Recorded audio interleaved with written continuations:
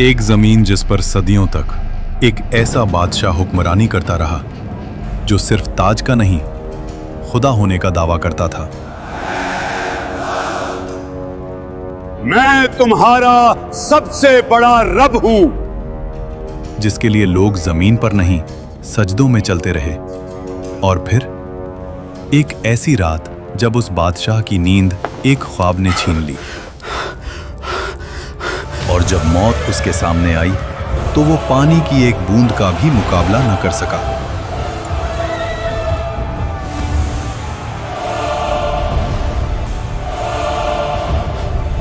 अल्लाह ने उसके जिस्म को जमीन में दफन होने से भी रोक लिया और कयामत तक उसको इबरत का निशान बना दिया।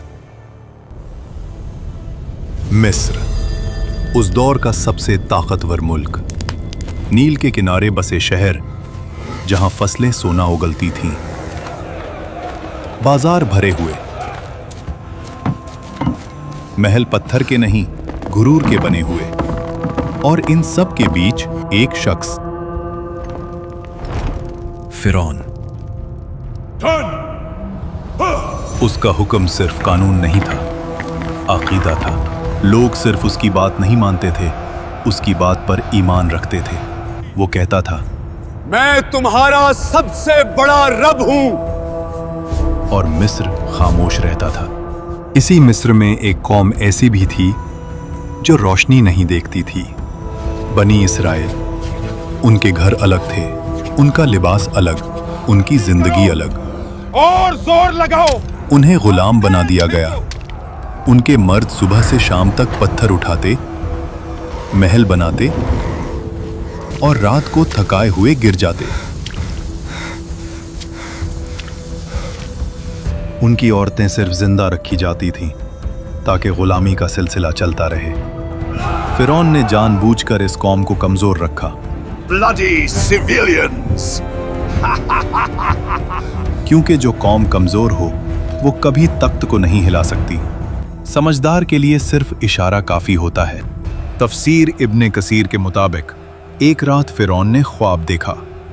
उसने देखा कि बैतुल मुकद्दस की तरफ से एक आग निकली जो मिस्र के घरों को जला रही थी, लेकिन बनी इसराइल के घर महफूज थे। फिरौन हरास होकर उठ बैठा। ये पहली मर्तबा था जब उसने खुद को कमजोर महसूस किया। उसी रात नजूमी और इल्मे गैब का दावा करने वाले दरबार में बुलाए गए। ख्वाब सुनाया गया और फिर वो जुमला बोला गया जो तारीख बदल देता है। बनी इस्राइल में एक लड़का पैदा होगा जो तेरी सल्तनत के जवाल का सबब बनेगा। यहीं से फिरौन का गुरूर वहशत में बदलने लगा। डर जब दिल में आ जाए तो अकल चली जाती है, और जब अकल चली जाए तो जुल्म पैदा होता है। फिरौन ने सोचा, मसला पैदा होने से पहले खत्म कर देते हैं। और फिर वो हुक्म लिखा गया जो कानून नहीं, कत्लनामा था। फिरौन ने कहा, बनी इसराइल के हर नए पैदा होने वाले लड़के को मार दो। शहर शहर तलवार चली, माओं की गोद उजड़ी, हजारों मासूम जान से गए। इसी जुल्म के दौर में मूसा अलैहिस्सलाम पैदा हुए। उनकी वालिदा हर पल खौफ में रहती थीं। तब अल्लाह ने कहा, इसे दूध पिलाओ, और जब खतरा महसूस हो तो इसे दरिया में डाल देना, और डरना नहीं, हम इसे तुम्हें वापस लौटा देंगे। तफसीर के मुताबिक उस माँ ने खामोशी से मूसा अलैहिस्सलाम के लिए एक संदूक तैयार किया और उसे दरिया में रख दिया।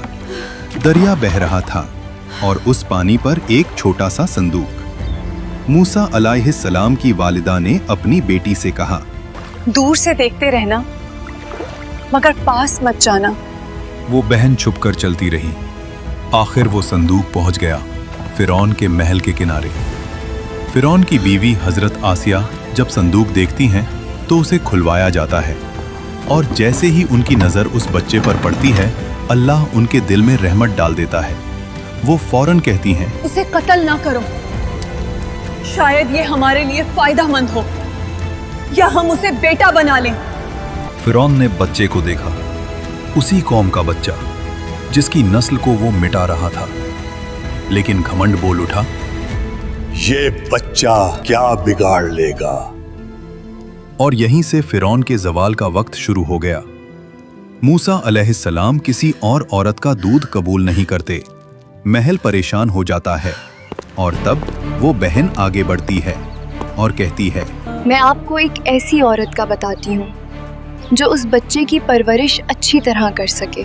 और यूं जिस माँ ने अपने बच्चे को दरिया में डाला था, अल्लाह ने उसे महल की इज्जत के साथ वापस लौटा दिया। वक्त गुजरता गया और मूसा अलैहिस्सलाम जवान हो गए। अल्लाह फरमाता है, और जब वो अपनी पूरी कुव्वत और समझ को पहुंच गए, हमने उन्हें हिकमत और इल्म अता किया।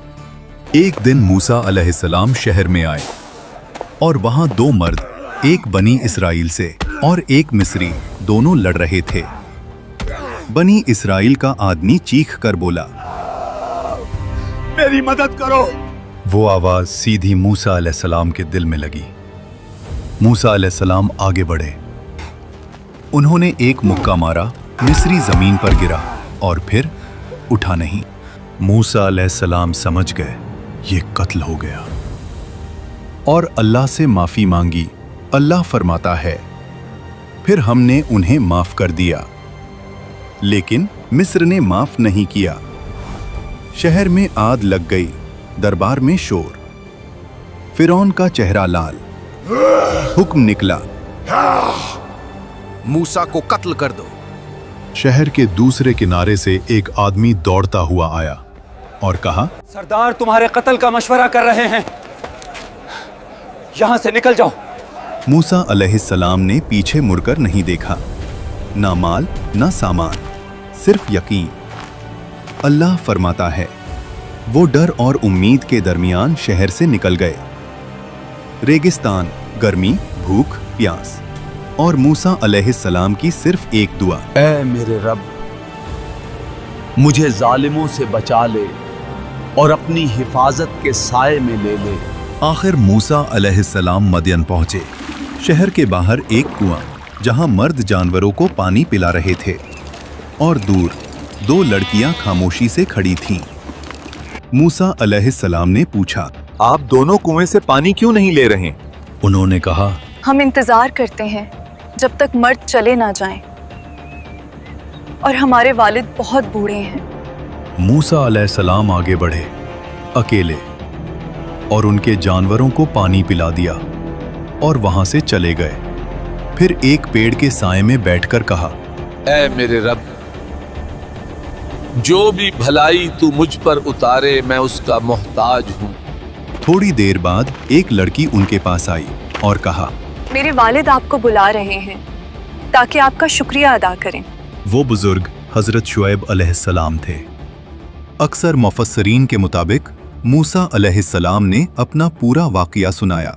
शुएब अलैहिस्सलाम ने कहा, डरो मत, अब तुम जालिमों से महफूज हो। शुएब अलैहिस्सलाम की बेटी ने कहा, अब्बा, इन्हें काम पर रख लें, ये ताकतवर भी हैं और अमानतदार भी। हजरत शुएब अलैहिस्सलाम ने कहा, मैं अपनी बेटी का निकाह तुमसे करना चाहता हूँ, शर्त यह कि 8 साल हमारी खिदमत करो, और अगर 10 साल पूरे करो तो तुम्हारी मर्जी। मूसा अलैहिस्सलाम ने कबूल किया। ये 10 साल कोई आम साल नहीं थे। बकरियां चराना, तन्हाई, सब्र, रहमत। मिस्र का शहजादा अब चरवाहा था और अल्लाह यही से नबी बनाता है। जब मुद्दत पूरी हुई, मूसा अलैहिस्सलाम अपनी बीवी के साथ मिस्र की तरफ रवाना हुए। रात का वक्त, सर्दी, सहरा, और फिर मूसा अलैहिस्सलाम ने दूर पहाड़ पर एक रोशनी देखी और अपनी बीवी से कहा, तुम यहीं रुको, मैं आग लाता हूँ या कोई रास्ता पूछ कर आता हूँ। लेकिन वो आग नहीं थी। जब मूसा अलैहिस्सलाम करीब गए, आवाज आई, ए मूसा। मूसा अलैहिस्सलाम का जिस्म कांप गया। मैं ही तेरा रब हूं, अपने जूते उतार दो। तू मुकद्दस वादी तुआ में है, मैंने तुझे चुना है। अल्लाह ने फरमाया, फिरौन के पास जाओ, वो सरकश हो चुका है। तुम्हारी लाठी एक निशानी है और हमने इसमें एक खास ताकत रखी है। और मूसा अलैहिस्सलाम ने कहा, ऐ रब, मेरी जबान में गिरा है, मेरे भाई हारून अलैहिस्सलाम को मेरा मददगार बना दे। अल्लाह ने फरमाया, तेरी दुआ कबूल की गई। और फिर मूसा अलैहिस्सलाम अपने भाई हारून अलैहिस्सलाम के साथ फिरौन के महल में गए। फिरौन उसी वक्त अपनी तकब्बुर भरी मुस्कुराहट के साथ कहता है, तुम्हारा रब कौन है? मूसा अलैहिस्सलाम ने जवाब दिया, मेरा रब वही है जो जिंदगी और मौत देता है। फिरौन ने गुस्से में कहा, तुम हमारे साथ खेल रहे हो, मुझे साबित करो। मिस्र के सबसे बड़े जादूगर बुलाए गए। रस्सी फेंकी और लोगों को सांप लगने लगे। लोगों का दिल कांप गया। लेकिन मूसा अलैहिस्सलाम ने सिर्फ लाठी उठाई और उसे जमीन पर रख दिया और वो हकीकी अजदहा बन गई। वो अजदहा ने जादूगरों के नकली सांपों को निगल लिया। जादूगरों ने कहा, ये जादू नहीं, ये अल्लाह की कुव्वत है। वो सब सजदे में गिर गए। फिरौन का घमंड सख्ती और गहरा हुआ।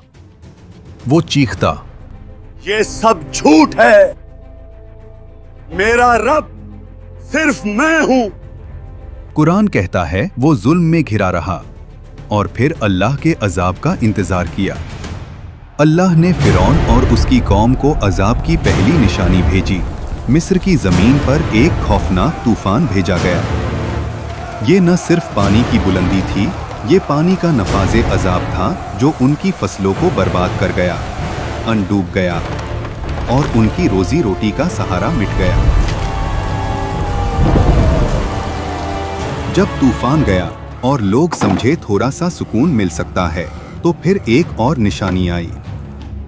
जराद, अजाब का एक दल जिसने जमीन की हर हरी चीज को खा लिया।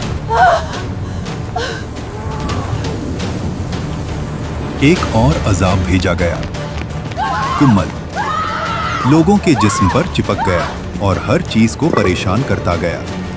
हर पल याद दिलाता था, ये कुदरत अल्लाह की तरफ से है, ना तुम्हारी हवा से। और फिर एक और निशानी बढ़ते हुए आई, जब हर कोने से मेंढक निकलना शुरू हुए। ये कोई आम मौसम की तब्दीली नहीं, लफ्जों के बिना आवाज लेने वाला अजाब था। पांचवां अजाब और मिस्र का पानी लाल रंग का हो गया। मछलियां डूब गईं। पानी गंदगी से भरा हुआ। और फिरौन फिर कहता, ये सब मूसा का जादू है। कुरान में अल्लाह ने फिरौन पर भेजी गई निशानियों का जिक्र किया है और इनमें सिर्फ अजाब नहीं बल्कि मूसा अलैहिस्सलाम के मोजिज़ात भी शामिल हैं। फिर अल्लाह ने मूसा अलैहिस्सलाम को कहा कि रात के वक्त अपनी कौम को लेकर मिस्र से निकल जाओ। कौम ने खामोशी से अपने घर, अपनी जिंदगी और तकब्बुर से निकलते हुए रास्ता रखा। न उनके पास ज्यादा सामान, न कोई तलवार, सिर्फ अल्लाह की मदद का यकीन। जब सुबह हुई और फिरौन ने देखा कि मिस्र से लोग गायब हो गए, उसका घमंड और जिंदा हो गया।